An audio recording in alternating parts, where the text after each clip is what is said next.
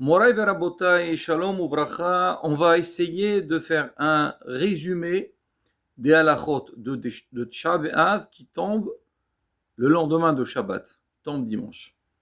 On sait très bien que par rapport aux halachot de Tsh'a B'Av, il y a ce qu'on appelle Shavua Shehalbo, Rosh Chodesh, 17 Tammuz. Alors quand Tsh'a B'Av tombe dimanche, c'est très particulier, c'est qu'il n'y a pas Shavua Shehalbo, il n'y a pas la semaine de Tsh'a B'Av. Donc, a priori, donc il y a pas mal de règles qu'on n'était pas censé à les faire. Et donc maintenant, comment procéder donc pour l'arrivée de Tsh'a B'Av?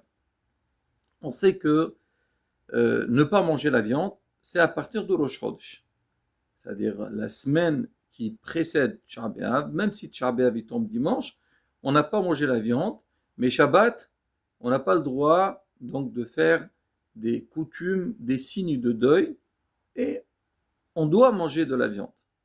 Maintenant, vendredi après-midi, est-ce qu'on pourrait manger la viande ou pas? Alors, Rabotai, c'est clair, il n'y a pas de différence entre vendredi et toute la semaine. Certains décisionnaires, ils ont dit que si jamais on a besoin de goûter, par exemple, quand on prépare à manger pour Shabbat, on veut goûter pour savoir s'il manque quelque chose ou il faut rajouter quelque chose dans le repas, on pourrait tolérer ça.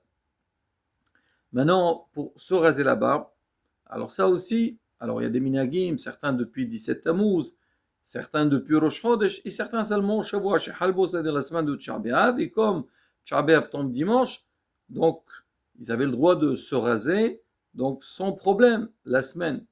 Mais malgré tout, beaucoup de décisionnaires, ils disent que le vendredi en question, c'est-à-dire la veille de Shabbat Hazon, Shabbat qui précède Tsh'a B'Av s'appelle Shabbat Hazon, alors ils disent il vaut mieux ne pas se raser là-bas. Pourquoi? Bien sûr, ne pas se couper les cheveux non plus. Pourquoi? Parce qu'on sait bien, si on va se raser la barbe le vendredi, samedi soir, à l'entrée de Tsh'a B'Av, on va être, comme on dit, toujours il dit ce terme-là, on va entrer comme un hatan à Tsh'a B'Av.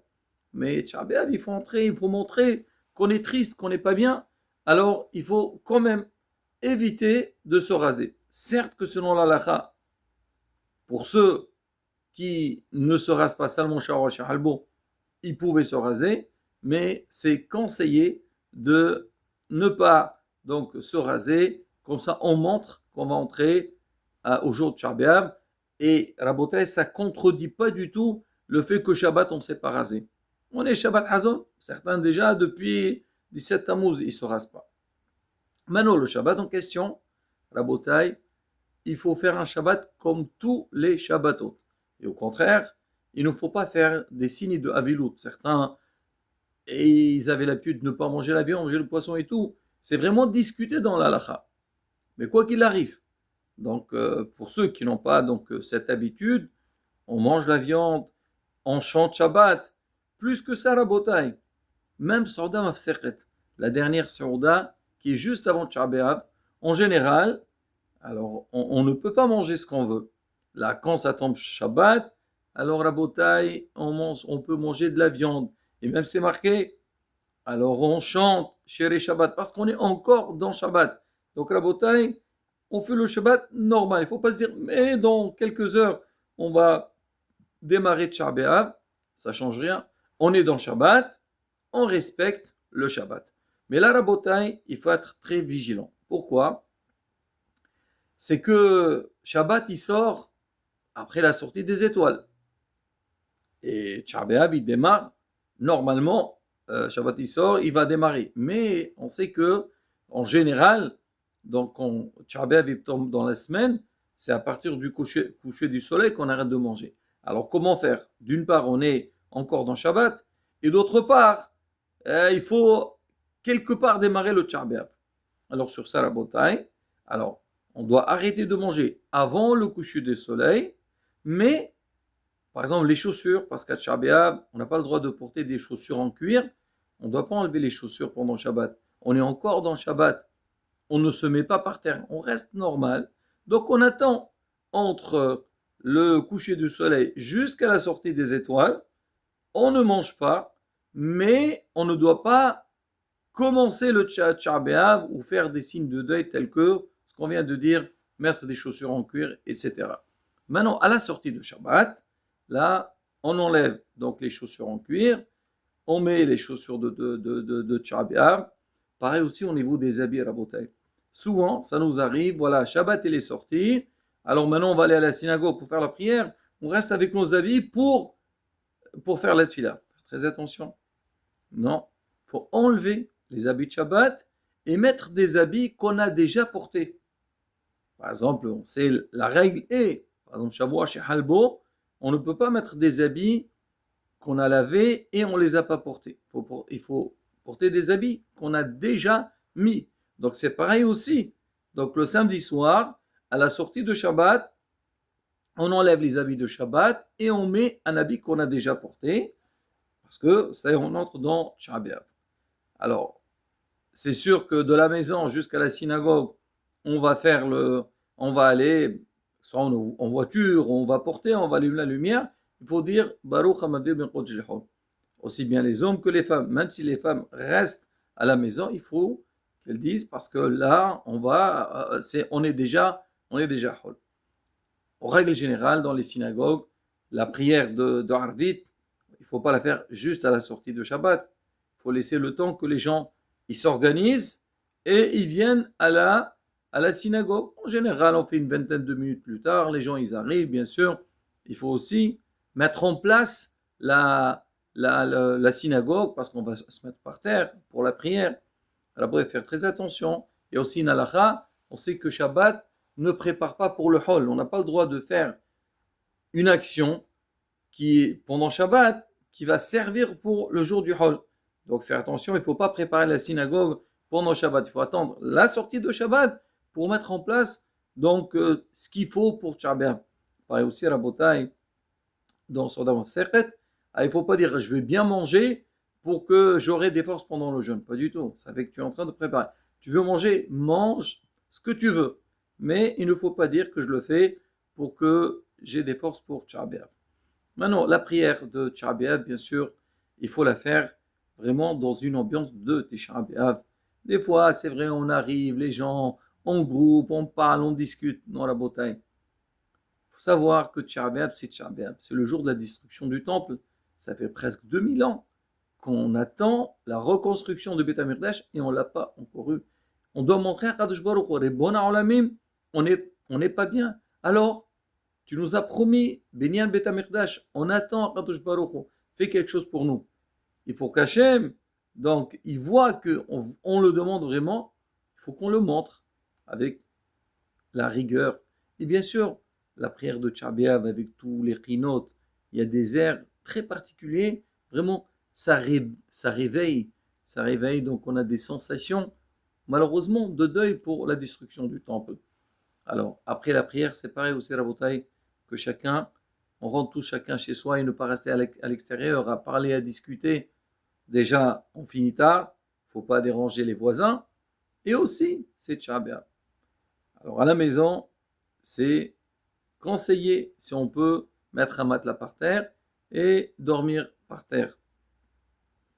La prière du lendemain, alors sur ça, il y a des minagim. Rabotai, chacun y suit sa communauté. En général, on ne met pas les tefillin à shacharit. En Israël, dans certaines synagogues, ils mettent les tefillin le matin, mais ce n'est pas le problème. Alors, il y a beaucoup qui ont l'habitude. Ils font la tefilla à la maison avec les tefillin, talet et tefillin. Après, ils viennent à la synagogue, ils assistent à toute la tefilla pour répondre sur les kadeshim, sur la hazara. Pareil aussi, l'ambiance de la tefilla de Tisha B'Av. Il faut vraiment on sente qu'on est à Tisha B'Av. Il faut être présent. On va dire, certaines personnes disent il y a le jeûne, c'est pas évident, c'est lent et tout. Alors le jour de Tisha B'Av, il vient pas, il dit de toute façon, je vais mettre les films l'après-midi à la synagogue, le matin, j'ai pas besoin de venir, pas du tout. Il faut venir, il faut, c'est une prière comme tous les jours. Et même rester pour les chinotes, il faut se lamenter. Alors celui qui veut rester encore plus, après, pour la lecture Iyov ou bien les Midrashim de Tisha B'Av, c'est important. Pareil, Rabotai, la journée de Tisha B'Av, parmi les interdictions, on n'a pas le droit d'étudier la Torah. C'est marqué, ils réjouissent le cœur de la personne, donc on étudie. Mais il y a autre chose à étudier. on peut étudier les passages de la destruction du temple, les halachot de Avilut, halachot Tisha B'Av. Il y a beaucoup à lire. Donc, il ne faut pas passer son temps à dormir ou se balader, se promener. Non. Alors, il faut sentir le jour de Tisha B'Av. Maintenant, le matin, quand on se lève, bien sûr, on doit nous laver les mains. Mais on sait, parmi les interdictions de Tisha B'Av, il ne faut pas se laver, bien sûr, le corps. Il ne faut pas toucher l'eau complètement. Mais quand il y a une obligation, on est obligé de toucher l'eau, c'est permis. Alors, dans quel cas? Le matin, on sait très bien quand on dort, on a la touma sur nos mains. Alors, on va faire nitilat yadayim, 1, 2, 3, 4, 5, 6. Alors, on ne lave pas toutes les mains, mais on se lave seulement jusqu'au bout des doigts, des deux côtés, 1, 2, 3, 4, 5, 6. Ça, c'est pour nitilat yadayim du matin. On fait la bracha, bien sûr. Et après, donc, on essaie un peu de nettoyer nos yeux. Si jamais, il y a des gens le matin quand ils se lèvent, donc ils ont certaines... les yeux, ils ont besoin d'être un peu nettoyés, c'est pas grave, on peut nettoyer un petit peu avec de l'eau. Mais sinon, toute la journée, on n'a pas le droit de toucher l'eau. Alors, pour préparer le soir, bien sûr, à partir du moment, c'est quelque chose qui est obligatoire, il faut préparer le manger pour le soir, donc on a le droit donc, de toucher l'eau et faire ce qu'il faut. Pareil aussi, si jamais les mains, elles se sont salies, on aurait le droit donc de nettoyer, donc nettoyer ses mains. On ne le fait pas pour le plaisir, mais on le fait plutôt pour enlever donc les saletés qu'on a sur les mains. Pareil, donc le Shabbat, on ne met pas les chaussures en cuir. Bien sûr, on n'a pas le droit de boire et manger. Certaines personnes, ils sont dispensés de ce jeûne. Et pareil, à la Botaï, nos sages disent, si quelqu'un l'alacha, on va dire, c'est pas seulement lui tolère de ne pas jeûner, l'interdit de jeûner, quelqu'un qui est malade. Bon, il y a des cas, il faut vraiment les préciser. Il ne faut pas être dérangé, dire, oh là là, je ne veux pas jeûner le jour de Tisha B'Av. Toi, qu'est-ce que tu fais? Tu suis l'halakha. L'halakha te dit de jeûner, tu jeûnes. L'halakha te dit de ne pas jeûner, tu ne jeûnes pas. Il ne faut pas s'angoisser. Mais même dans le cas où on est obligé de manger, à faire attention, ne pas passer son temps à dire, puisque je peux manger, je mange ce que je veux. Non, on mange ce que le corps, il a besoin. Il y a aussi, donc on n'a pas le droit de se oindre avec un parfum, avec une pommade. Mais si quelqu'un, alors allez-nous, il a besoin donc d'utiliser une pommade pour des problèmes de santé, c'est permis. L'après-midi dans la synagogue, alors on s'assoit sur les chaises, pareil aussi à la Botaï, il faut qu'il y ait de la rigueur à la tefila. C'est vrai, il y a une sensation d'espoir. On fait nahamou, mais on dit Bezat Hashem. Si Dieu veut, cette année, on va voir la Géoula. Pareil aussi, ça dépend que de nous.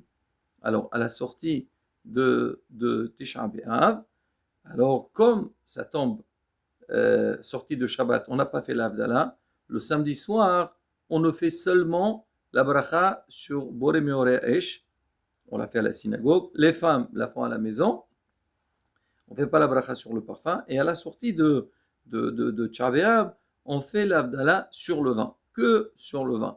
Les personnes qui ne jeûnent pas, ils doivent faire Avdallah le samedi soir.